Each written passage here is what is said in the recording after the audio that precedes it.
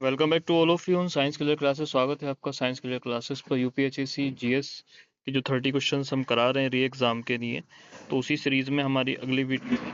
और ये बाइलिंगुअल है, दोनों लैंग्वेजेस में है, तो हिंदी और इंग्लिश के माध्यम से करके जुड़ सकते हैं इससे। पहली बार चैनल पे विजिट कर रहे हैं तो सब्सक्राइब कर लें, शेयर करें, ताकि आने वाली हर वीडियो अपडेट उन्हें मिलती रहे। तो शुरू करते हैं और बिना टाइम खर्च करें। अगर पेड बैच आप ज्वाइन करना चाहते हैं तो व्हाट्सअप कर सकते हैं 7505601809 पर। आप व्हाट्सअप कर सकते हैं पेड बैचेस के लिए। तो बढ़ते हैं आज की वीडियो में। पहला प्रश्न है, भारत में सोशल मोबिलिटी की अवधारणा का अध्ययन मुख्यतः किस विषय से जुड़ा है? The concept of the social mobility is primarily studied in a political science, b economics, c sociology, d anthropology. तो इसका जो सही आंसर होगा वो होगा सोशियोलॉजी। राइट ऑप्शन है सी, क्योंकि सोशल मोबिलिटी की बात की जा रही है तो सोशल साइंस से ही होगी है। सेकंड प्रश्न संख्या 2 है, डेमोग्राफिक डिवाइडेंड तभी लाभदायक होता है जब demographic dividend becomes beneficial only when birth rate declines, elderly poor population increases, skilled employment opportunities exist, urbanisation increases. पहला है, कह रहे हैं जन्म दर जो है घटती है, वृद्ध लोगों की जो पॉपुलेशन है वो बढ़ती है, और रोजगार जो होते हैं वो मौजूद रहते हैं, या फिर अर्बनाइजेशन की जो होती है इंक्रीज होती है। तो इसका आंसर भी आपका जो हैगा सी वाला सही होगा। स्किल्ड एम्प्लॉयमेंट अपॉर्चुनिटीज एक्सिस्ट करती हैं। क्वेश्चन संख्या 3 है, भारतीय अर्थव्यवस्था में डिसगाइज्ड एम्प्लॉयमेंट की अवधारणा किस क्षेत्र से ली गई है? Disguised employment is mainly associated with the which sector in India? A industrial, B service, C agriculture, D informal urban। उद्योग से, सेवा से, या फिर कृषि से, या फिर इनफॉर्मल अर्बन से। तो प्रश्न संख्या 3 का उत्तर होगा सही, एग्रीकल्चर से। प्रश्न संख्या 4 है, नॉलेज इकोनॉमी शब्द का सर्वाधिक संबंध किससे है? The term knowledge economy is most closely related to A natural resource, B physical capital, C human capital, D finance capital. Right option होगा इसका आपका सी वाला सही होगा, ह्यूमन कैपिटल से ही रिलेट करेगा। सी यहाँ पे सही हो जाएगा आंसर आपका, ह्यूमन कैपिटल।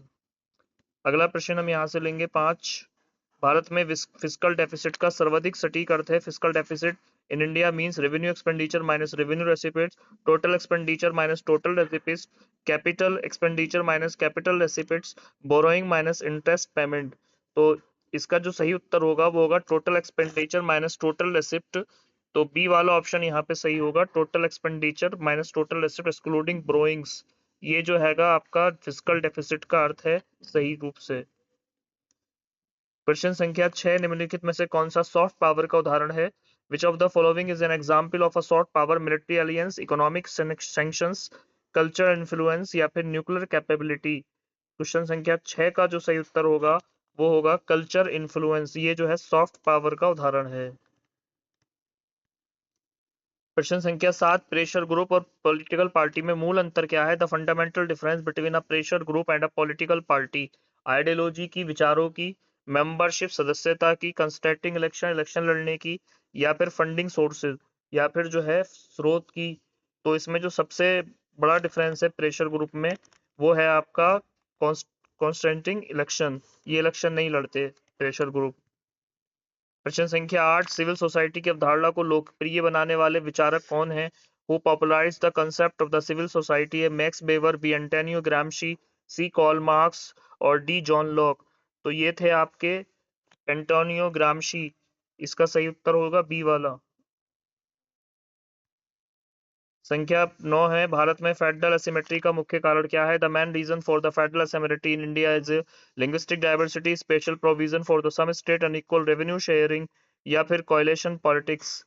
तो इसका सही उत्तर हो जाएगा आपका special provision for some states, यानी कुछ राज्यों को विशेष प्रबंध किए गए हैं, यही फेडरल असिमेट्री का यहाँ पे कारण है। प्रश्न संख्या 10, पोस्ट कॉलोनियल स्टेट की अवधारणा किस क्षेत्र से संबंधित है? The concept of the post colonial state belongs to public administration, public political theory, international law, या फिर डेवलपमेंट इकोनॉमिक्स। तो संख्या 10 का उत्तर होगा पॉलिटिकल थ्योरी।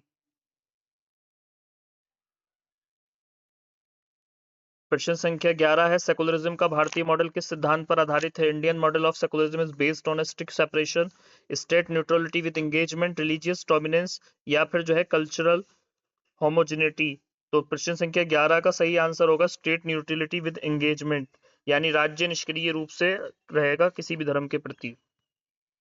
भारत में इनफॉर्मल सेक्टर की सबसे बड़ी विशेषता क्या है? The most distinctive feature of India's informal sector is a high productivity, job security, lake of social security या फिर कैपिटल इंटेंसी। तो भारत में इनफॉर्मल सेक्टर की सबसे बड़ी विशेषता क्या है? उच्च उत्पादकता, या फिर जो है नौकरी की गारंटी, या फिर जो है सामाजिक न्याय की कमी, या फिर कैपिटल इंटेंसिटी। तो सही उत्तर होगा 12 का आपका सी वाला, लैक ऑफ सोशल सिक्योरिटी।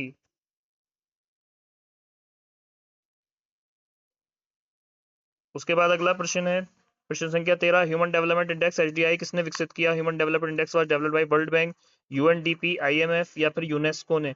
तो इसे किया था आपका यूएनडीपी ने, united national of development programme, UNDP. 14 प्रश्न है, जेंडर बजटिंग का मुख्य उद्देश्य है? The main objective of gender budgeting is to a increase women employment, we allocate funds only for women, integrate gender concerns in budgeting, provide subsidies to women। तो gender budgeting का जो सबसे अच्छा उदाहरण है वो है इंटीग्रेट जेंडर कंसर्न्स इन budgeting. 14 का सी सही होगा यहाँ पे। 15वां प्रश्न है, इकोलॉजिकल फुटप्रिंट मापता है? इकोलॉजिकल फुटप्रिंट मेजर्स से carbon emission only, resources consumption, pressure, industrial pollution या फिर क्लाइमेट चेंज इम्पैक्ट। तो ये नापता है आपका 15वें प्रश्न का सही उत्तर होगा रिसोर्सेज कंजप्शन प्रेशर। 15वें का बी उत्तर सही है आपका।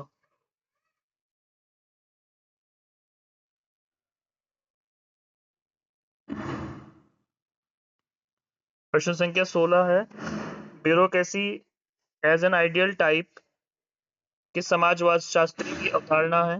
Bureaucracy as an ideal type was proposed by Durkheim, Weber या फिर पार्सन्स या फिर मैराटन। तो ये जो अवधारणा है ये वेबर की है। 16 का बी यहाँ पे सही होगा। प्रश्न संख्या 17 है, भारत में अर्बन प्राइमेसी का अर्थ है? Urban primacy in India refers to equal city development, dominance of one major city, rural urban balance या फिर स्मार्ट सिटी एक्सपेंशन। तो भारत में अर्बन प्राइमेसी का क्या अर्थ है?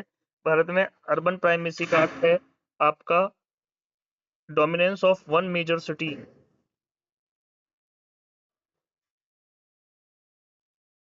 प्रश्न संख्या 18 है, सोशल कैपिटल की अवधारणा लोकप्रिय किसने की? The concept of the social capital was popularised by Amartya Sen, Pierre Bourdieu, Robert Putnam, Anthony Giddens. Right option होगा क्वेश्चन 18 का आपका सी वाला, रॉबर्ट पुटनम।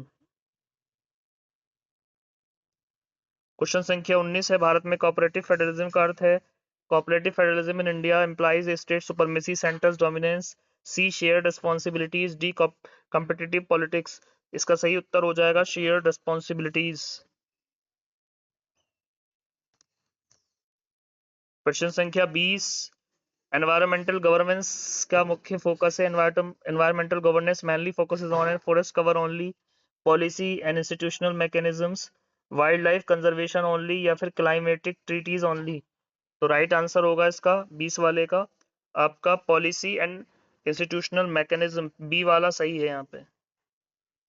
नेक्स्ट प्रश्न लेंगे, किस माइग्रेशन ट्रांजिशन थ्योरी किससे संबंधित है? Migration transition theory related to economic cycle, demographic change, industrialisation या फिर अर्बन प्लानिंग। तो माइग्रेशन ट्रांजिशन थ्योरी किससे रिलेटेड है? ये आपकी रिलेटेड है डेमोग्राफिक चेंज से। 21 का बी सही होगा। 22 प्रश्न है, भारत में फूड सिक्योरिटी का सबसे व्यापक आधार क्या है? The broadcast basis of food security in India is A production, availability, access and affordability, buffer stock only, D import only. तो ये जो है आपका 22 प्रश्न है, 22 प्रश्न का सही उत्तर होगा अवेलेबिलिटी, एक्सेस एंड अफोर्डेबिलिटी। 22 का बी सही होगा। प्रश्न संख्या 23 है, पॉलिटिकल सोशलाइजेशन का प्रमुख माध्यम कौन सा है? The most important agent of the political socialisation is the is media, school, family, peer group. तो पॉलिटिकल सोशलाइजेशन का जो सबसे बड़ा रूल है वो है फैमिली। फैमिली का होना जरूरी है। फैमिली जो है सी वाला हो जाएगा। 24 है, पब्लिक गुड्स की मुख्य विशेषता क्या है? The key feature of public goods is the excludability, rivalry, non excludability या फिर प्रॉफिट मोटिव। तो पब्लिक गुड्स की जो वो मोबिलिटी है वो हो जाएगा आपका उत्तर सी वाला सही हो जाएगा, नॉन एक्सक्लूडिबिलिटी। 25 प्रश्न है, कल्चर लेक की अवधारणा किसने दी? The concept of the cultural lag was given by, ये है ओजबर्न या फिर दुर्खीम या फिर वेबर या फिर मिलेनोवस्की। तो 25 का सही उत्तर होगा आपका ए वाला, ओपगर्न की थ्योरी है ये। क्वेश्चन संख्या 26, भारत में डिजिटल डिवाइड मुख्यतः किसके कारण है? Language diversity, income and access inequality, population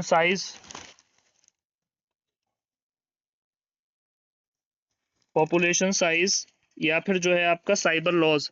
तो ये आपके कारण है 26 का जो है बी वाला सही होगा, income access and equality. Income and access inequality 26 का बी सही होगा। 27 प्रश्न यहाँ पे है आपका, स्टेट कैपेसिटी का तात्पर्य है, state capacity refers to a military strength, आपका गवर्नेंस इफेक्टिवनेस, टेरिटोरियल साइज और इलेक्टोरल पार्टिसिपेशन। तो 27 का सही उत्तर होगा बी वाला, गवर्नेंस इफेक्टिवनेस। ये वाला आपका ऑप्शन सही होगा, गवर्नेंस इफेक्टिवनेस। 28 प्रश्न है आपका, ग्लोबल कॉमन्स में निम्नलिखित में से क्या शामिल नहीं है? Which of the following is not the part of the global Commons? Oceans, atmosphere, outer space, national forest. तो इसका सही उत्तर होगा डी वाला, नेशनल फॉरेस्ट। इसका सही आंसर हो जाएगा नेशनल फॉरेस्ट। प्रश्न संख्या 29 है आपका, एविडेंस बेस्ड पॉलिसी मेकिंग का आधार क्या है? Evidence based policy making relies on political ideology, electoral promises, empirical data and research, public opinion only. तो इसका सही उत्तर होगा आपका C, empirical and data and research. प्रश्न संख्या 30, इंटरजेनरेशनल इक्विटी का संबंध किससे है? Intergenerational equity is related to social justice, sustainable development, economic growth या फिर वेलफेयर इकोनॉमिक्स। तो 30 का जो है सही आंसर होगा, 30 का आपका सस्टेनेबल डेवलपमेंट, 30 का बी यहाँ से सही हो जाएगा। तो ये थे 30 जीएस क्वेश्चन। इसी तरह के क्वेश्चंस के लिए चैनल को सब्सक्राइब करें, शेयर करें। Thank you very much to watch full video.